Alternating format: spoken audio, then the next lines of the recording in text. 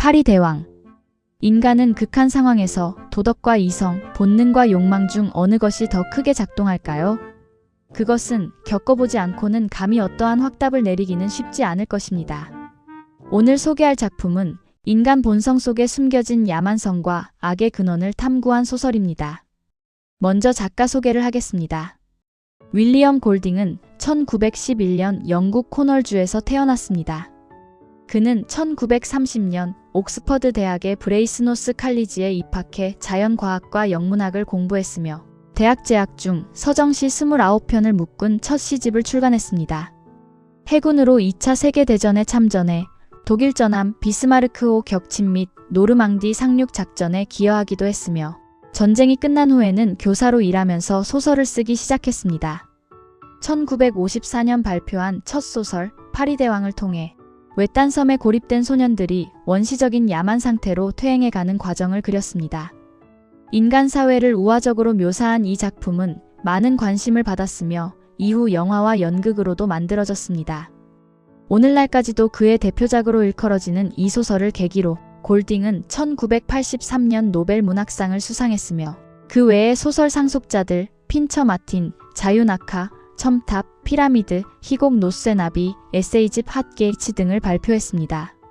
그는 1980년 출간된 작품 톰과 제이로 부커상을 받았으며 1961년 미국 버지니아주 홀린스 칼리지에서 방문 작가를 지내다 1988년 영국 왕실자귀를 받았습니다. 그는 1993년 여름 신부전증으로 세상을 떠났습니다. 이제 줄거리를 시작하겠습니다. 핵전쟁으로 아이들을 피난시키던 영국 비행기가 추락하면서 아이들은 무인도에 남게 됩니다. 12살 렐프는 흰 피부에 갈색 머리를 가진 잘생긴 소년으로 그가 제일 먼저 만난 사람은 피기입니다. 피기는 이름 때문에 돼지라는 별명이 생겼고 모두가 그를 돼지라고 부르게 됩니다. 피기는 시력이 좋지 않아 두꺼운 안경을 썼으며 천식을 앓고 있습니다. 렐프와 피기는 이후 사색적인 소년 사이먼을 만나게 되고 세 사람은 잭 일행과 만나게 됩니다. 잭 일행은 성가대원이었으며 잭은 그들의 주장 역할을 하고 있었습니다. 그 외 5살부터 12살까지 다양한 연령대의 아이들이 있습니다. 우연히 렐프는 소라 껍데기를 줍게 되고 그것을 불자 소리가 납니다. 렐프는 그 소라를 불어 아이들을 불러 모은 뒤 대장을 선출하고 발언권은 소라를 넘겨받은 사람이 할 수 있게 하는 등 나름 질서를 만들어 갑니다. 렐프가 다수결로 대장이 되자 잭은 자신이 대장이 되지 못해 불만을 가지게 됩니다. 지성이라고 할 만한 것을 보여준 것은 돼지였고 한편 누가 보아도 지도자다운 소년은 잭이었다. 그러나 앉아있는 렐프에게는 그를 두드러지게 하는 조용함이 있었다. 몸집이 크고 매력 있는 풍채였다. 뿐만 아니라 은연중 가장 효과적인 것은 소라였다. 그것을 불고 그 정교한 물건을 무릎 위에 올려놓고 화강암 고대에서 그들을 기다리고 있는 존재, 그런 존재는 별난 존재였던 것이다. 렐프는 구조를 위해서는 산 정상에 연기를 피워야 한다는 것을 강조합니다. 불은 피기의 안경을 이용해 피우게 되는데 처음 불을 피워보는 이들은 너무 많은 나무를 올려놓아 커다란 불로 번지게 됩니다. 이 불로 인해 섬의 한 부분이 시커멓게 타버리고 꼬마 한 명이 사라집니다. 렐프는 연기를 피우는 것을 제일 중요하게 생각하며 연기를 꺼뜨리지 않으려고 당번을 정하고 오두막을 짓지만 잭은 이에 동참하지 않고 멧돼지 사냥을 해야 한다는 자신의 주장을 펼칩니다. 이렇게 해서 렐프 팀과 잭 팀이 나눠지게 되고 잭 팀은 멧돼지 사냥에 성공하게 됩니다. 오두막 짓는 일이 끝났으면 모두 끌고 가도 되는 일이었어.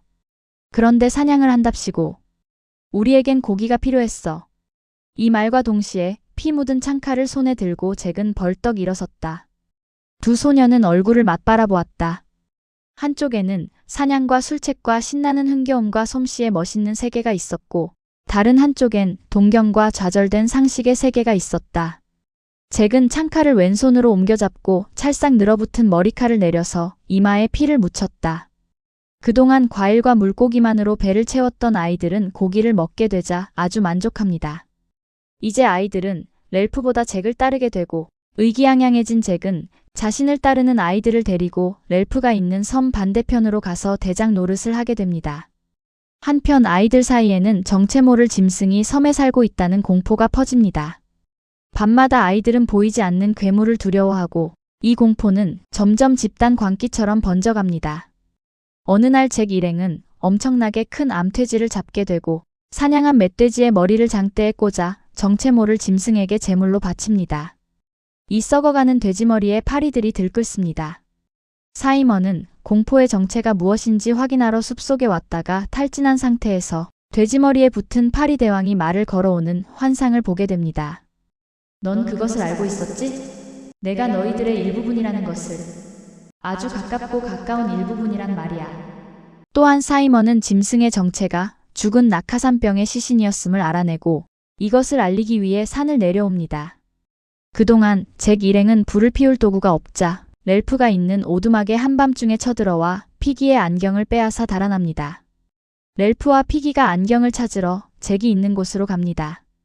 그들은 멧돼지를 불에 구워 신나게 먹고 떠들며 날카로운 창으로 멧돼지의 살을 찔러가며 빙빙 돌면서 광란의 춤을 추고 있습니다. 잭은 안경을 달라는 렐프의 말을 무시하고 렐프에게 고기를 건네며 같이 춤을 출 것을 강요합니다. 고기가 먹고 싶었던 렐프는 마지못해 바깥원에서 춤을 추게 됩니다. 그러던 중 아이들은 공포의 짐승인 정체를 알리려 달려오는 사이먼을 짐승으로 오해해 창으로 찔러 죽이게 됩니다. 피기 또한 의도적으로 로저가 굴린 돌로 인해 바다로 떨어져 죽게 되고 잭은 렐프마저 죽이려 합니다. 이로 인해 렐프는 온 힘을 다해 도망을 치고 그들은 렐프를 잡기 위해 치밀한 계획을 세워 추적합니다. 그럼에도 렐프를 잡지 못하자 그들은 섬에 불을 지르기 시작합니다. 이 불은 온 섬 전체로 번지기 시작하고 렐프는 해안가를 향해 무작정 달리기 시작합니다. 그때 어떤 건장한 남자와 마주칩니다. 그는 섬에 피어오른 연기를 보고 그들을 구조하러 온 해군 장교였습니다. 장교는 잭 일행이 오랑캐 차림으로 렐프를 쫓아오는 것을 보고 오랑캐 놀이를 하는 것이냐고 물으며 대장이 누구냐고 묻습니다. 렐프가 자신이 대장이라고 말하자 영국 장교는 이렇게 말합니다. 영국의 소년들이라면 그보다는 더 좋은 광경을 보여줄 수 있었을 텐데. 처음엔 그랬어요. 처음엔 합심이 잘 되었어요.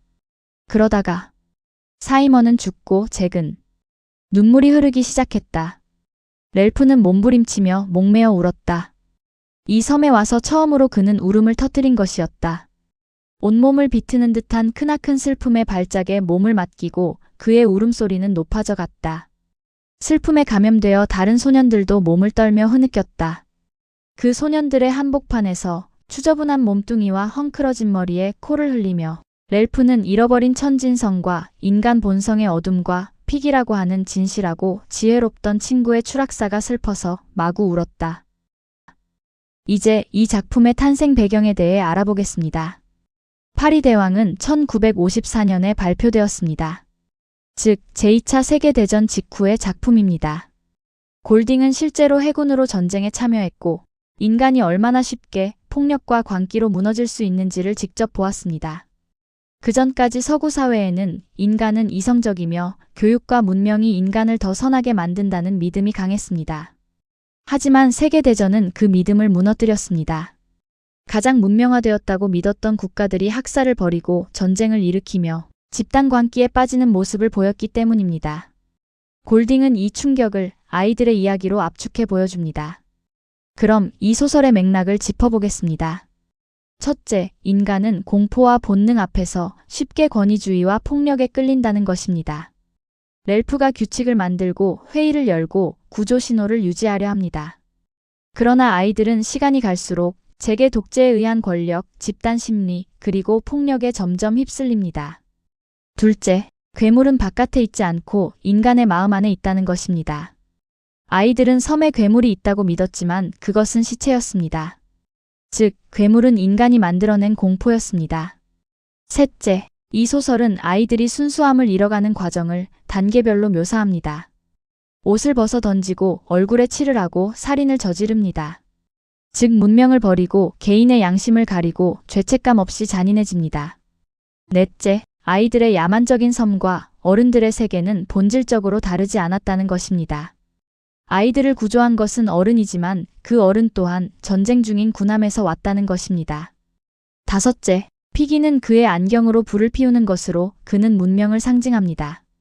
처음 그의 안경이 제게 주먹질로 한쪽 알이 깨졌을 때 문명에 금이 가기 시작하고 제기 안경을 훔쳐갔을 때 과학이 폭력의 도구로 전락하며 피기가 죽었을 때 문명은 종말을 맞습니다. 이로써 문명이 폭력 앞에 쉽게 무너진다는 것을 보여줍니다. 여섯째, 제목 파리 대왕은 히브리어 바알세불의 번역어로 성경에서는 악마를 의미합니다. 골딩은 인간이 본래 선하기만 한 존재가 아니라 문명의 껍질이 벗겨지면 누구 안에도 폭력성과 악이 존재할 수 있다고 보았습니다. 그리하여 파리 대왕은 인간 내면의 악, 공포와 광기, 집단폭력, 문명이 억누르고 있던 본성을 상징합니다. 클로징. 소설 속 아이들은 권력을 다투고 공포를 이용하며 집단에 휩쓸리고 다른 존재의 희생양을 삼고 폭력을 정당화합니다. 이것은 인류가 수천 년간 겪은 전쟁과 타락을 압축적으로 보여주는 것으로 지금도 여전히 반복되고 있는 모습입니다. 소설에서처럼 우리는 군중에 휩싸여 쉽게 권력에 흔들리기 쉽습니다. 오늘날 수많은 미디어와 SNS 등에 의해 나의 생각보다 그들의 생각들이 자리 잡고 있는지도 모릅니다. 그러하기에 정확한 정보를 알아내고 올바른 판단을 하기 위해 애쓰지 않는다면 거짓 정보에 휘둘려 나도 모르게 악을 선택할 수도 있습니다. 문명 속에 있다고 자만하기보다 늘 성찰하는 자세가 필요하다는 생각을 해봅니다. 책과 알매 온우주였습니다.